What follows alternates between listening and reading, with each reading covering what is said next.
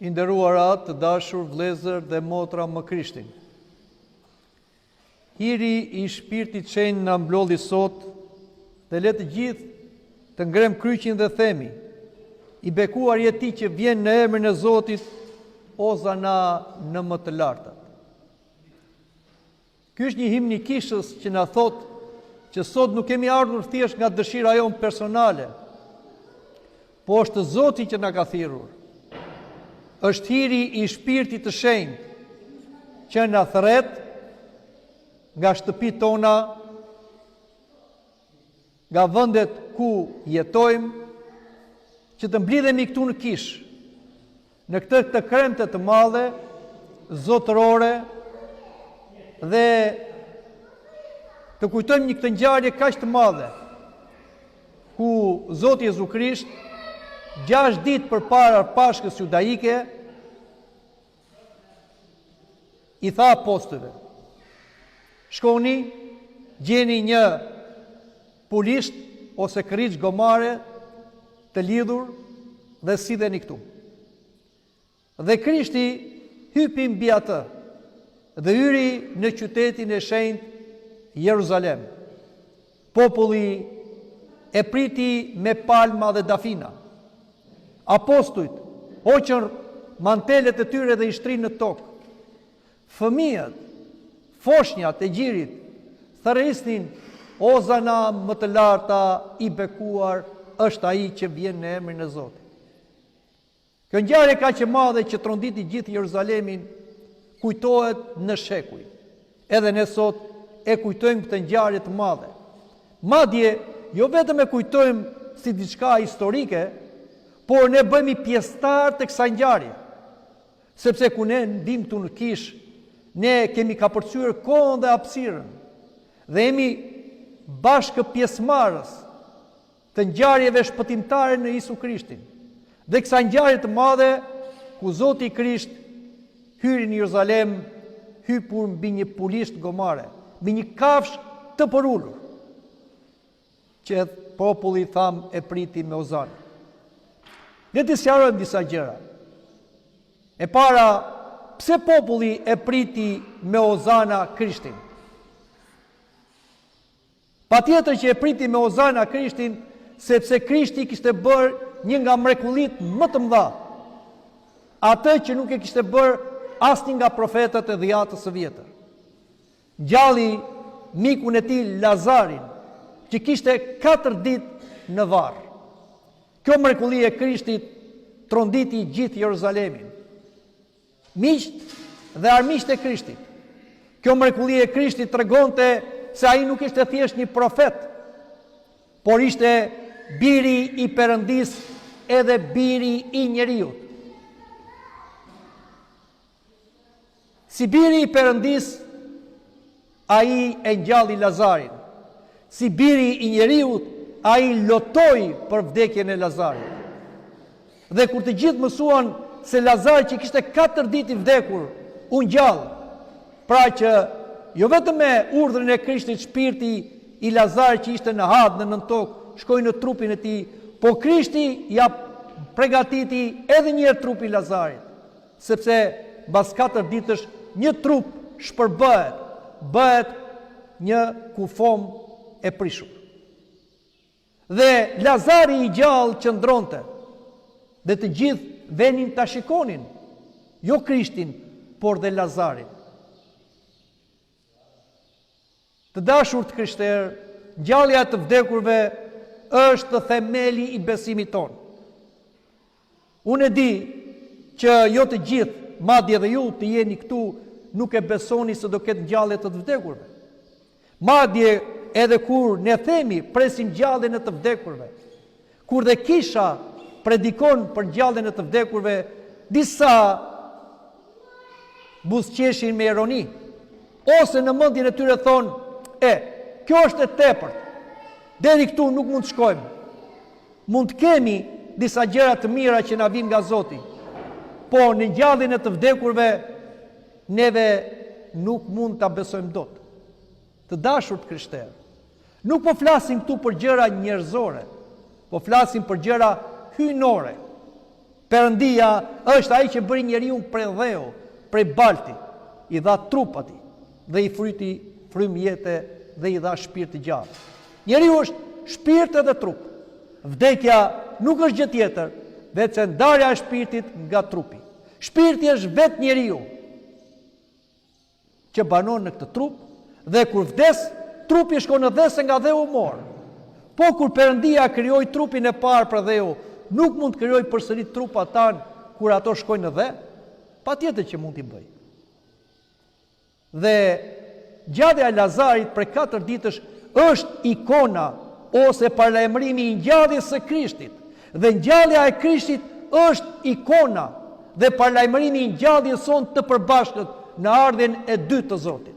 Gjithë besimi ynë mbështetet në ngjalljen e të vdekurve, që ata, të afërmit tanë, të dashurit tanë, prindrit dhe kushdo qofshin, kanë shkuar në botën tjetër, janë varrosur trupat e tyre, ne presim që një ditë të takohemi në ngjalljen e të vdekurve.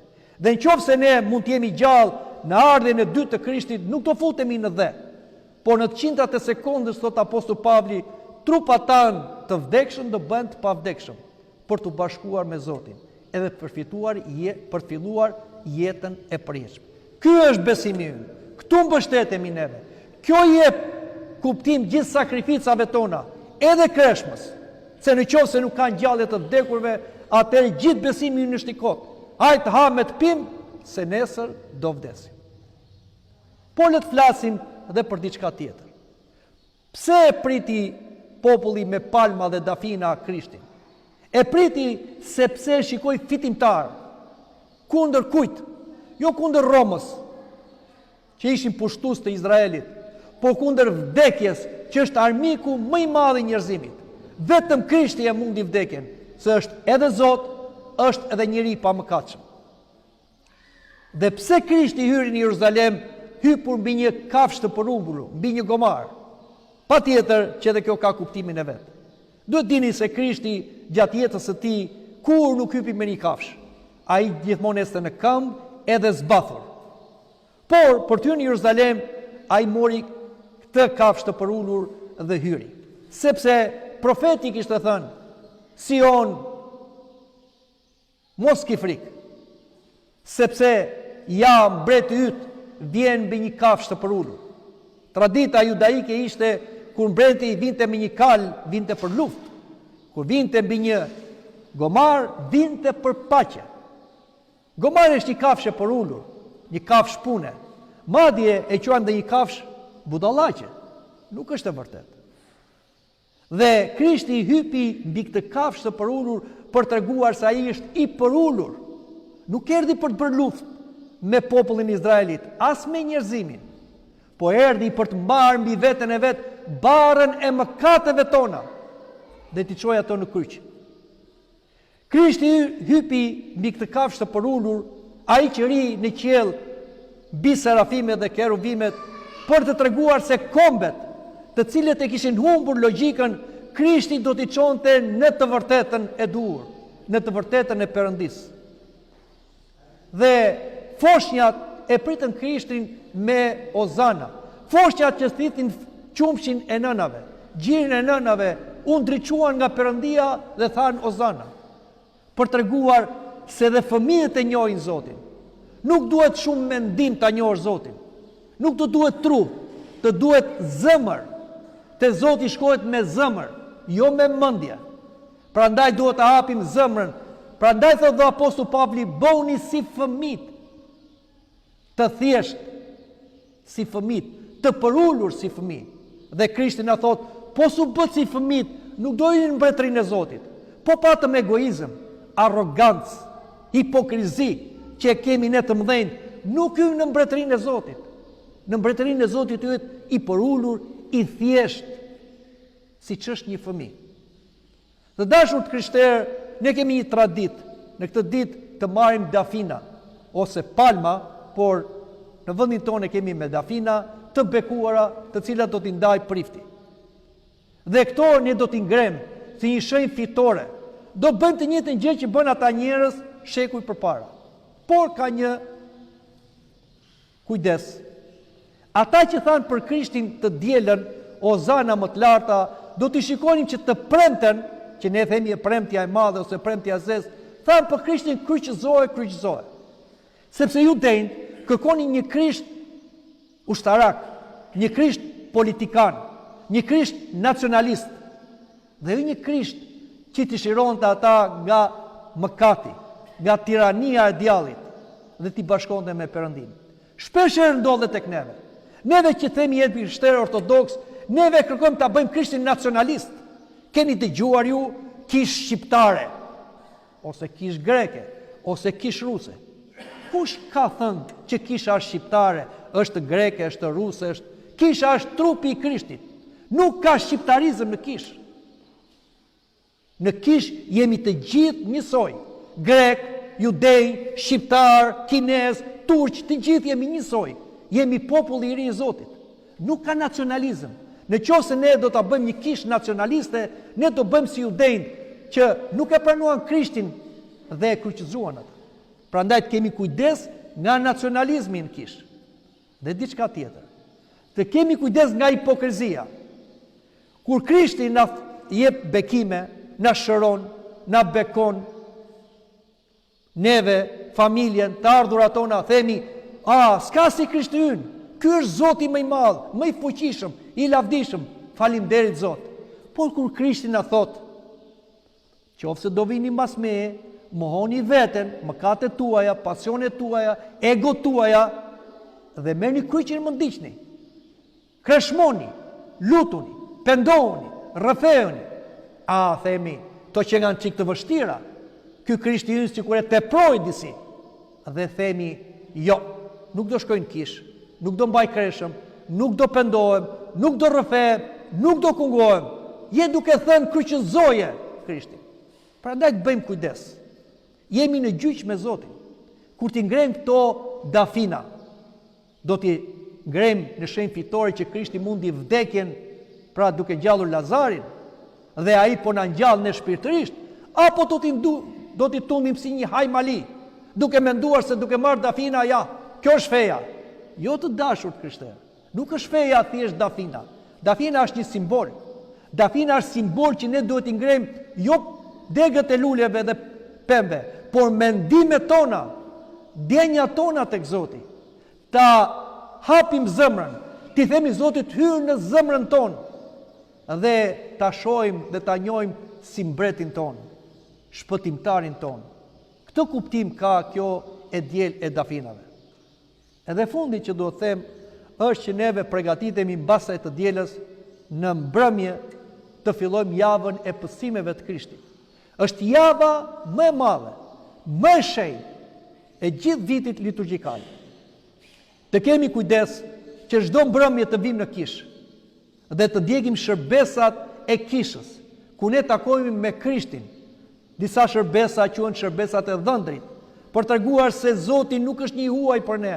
Është dhëndri i shpirtit ton dhe do një bashkim unik, siç bashkohet dhëndri me nusën. Dhe këto ditë ne kujtojmë disa veprime të disa njerëzve. Kujtojmë tradhtinë e Judës, i cili e tradhtoi Krishtin për 30 monedha argjendi se ishte hajdut. Edhe ne duhet kemi kujdes. Në qoftë se të mërkurave nuk kreshmojmë, ne jemi si Juda, e tradhtojmë Krishtin. Dhe jemi si ata që të premten e kryqëzuan Krishtin. Prandaj të mërkur dhe të premten bëhet kreshëm në kish. Edhe diçka tjetër. Të enjtën e madhe, vim këtu të marrim pjesë në darkën mistike, për të marrë pjesë në atë darkë që bëri Zoti, që theu bukën e tha, merrni hani, ky është trupi im. Dhe kupën me verë bekoi dhe tha, merrni pini, ky është gjaku im. Bëjni këtë në shenjë të vdekjes time, shenjë e beslidhjes time. Të dashur të krishterë, Krishti tha, kush nuk ka trupin e birit njeriut dhe nuk e pi gjakun e tij, nuk ka jetë në vetvete. Në qoftë se juve nuk jeni të pagëzuar, në qoftë se ju nuk i rrëfeni mëkatet, në qoftë se ju nuk kungoheni me lejen e Atit rrëfyes, ju nuk jeni të krishterë. Thjesht keni ardhur këtu për të bërë disa formalitete. Jeni të huaj, edhe pse jeni brenda kishës. Prandaj, me Krishtin na bashkojnë misteret e kishës, dhe misteri më i madh është falënderimi hyjnor, që bëhemi një mish dhe një gjak të Krishtit. Dhe të ente në mbrëmje duhet të mblidhemi këtu në Kish, sepse neve, si them, marrim pjesë në kryqëzimin e Krishtit. Jo e kujtojmë, marrim pjesë në kryqëzimin e Krishtit për mëkatet tona. Dhe duhet të qëndrojmë përpara Krishtit të kryqëzuar dhe duke thënë të falenderoj o Zot, që atë që duhet ta meritoja unë e more ti, dhe të më falë o Zot që vuajte për mëkatet dhe derdhe gjakun për pasionet e mia. Dhe kështu përgatitemi për ty në Pashkën e Zotit. Dhe Pashka e Shenjtë që është të dielën është gjallja e Krishtit. Është festa më e madhe. Por Pashka nuk është traditë vetëm të lyesh vezët e të nderdhësh një qiri. Jo, të dashur krishterë. Këto do t'i mbajmë, por Pashka është të marrësh pjesë në ngjalljen e Krishtit. Ku bëhet ngjallja e Krishtit? Bëhet në Kish. Jo vetëm kur del drita, por në liturgjinë hyjnore, kur kungohemi me trupin dhe me gjakun e Krishtit. Vetëm atëre neve kemi të drejtë të thyejmë vezët. Vetëm atëre kemi të drejtë të shkojmë në shtëpi, të shtrojmë tryezat dhe të themi Krishti u ngjall, vërtet u ngjall. Në qoftë se juve do të festoni pa dal Kisha, pa dal kungata hyjnore, ju nuk po bëni Pashkë. Pavarësisht se tryeza juaj mund të jetë shtruar me gjitha të mirat. Pavarësisht se ju uroni njëri tjetrin Krishti u ngjall. Jo. Nuk është darkë ose drekë e Pashkës. Është e mallkuar. Dreka dhe darka e Pashkës fillon këtu në Kish. Të dali Kisha, pastaj bekohen ato tryezat tona. Kështu pra le ta presim Pashkën e Shenjtë. Kështu pra le të festojmë në mënyrë ortodokse dhe jo thjesht në të ngrëna e në të pira, si thotë apostulli Pavli, perëndia tyre është barku i tyre. Ne nuk kemi perëndi barkun, thjesht të ha me të pimë së shpestë. Ne kemi perëndin, birin e Zotit që u bë bi njeriu, u kryqëzua dhe u ngjall për shpëtimin ton. Amin.